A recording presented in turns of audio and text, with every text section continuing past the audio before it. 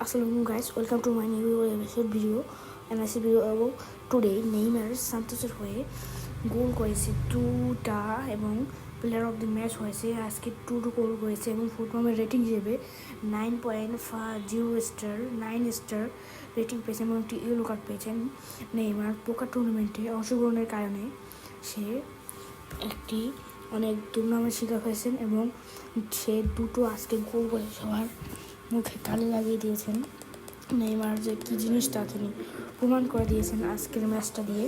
তো নেইমার একটি পেয়েছে ফ্রি গোল এবং আরেকটি করেছেন পেনাল্টি থেকে একটি গোল করেছেন 89 মিনিটে এবং ডিবক্সের বাইরে থেকে একটি ডিরেক্ট ইমাজিনিং গোল এবং সে হয়েছে আজকে টুডে ম্যাচের প্লেয়ার অফ দ্য প্লেয়ার। তো আজকের ভিডিও ভালো লাগে সবাই লাইক এবং সাবস্ক্রাইব করেন। পরবর্তী ভিডিওর জন্য লাইক সাবস্ক্রাইব সঙ্গে থাকুন। আসসালামু আলাইকুম।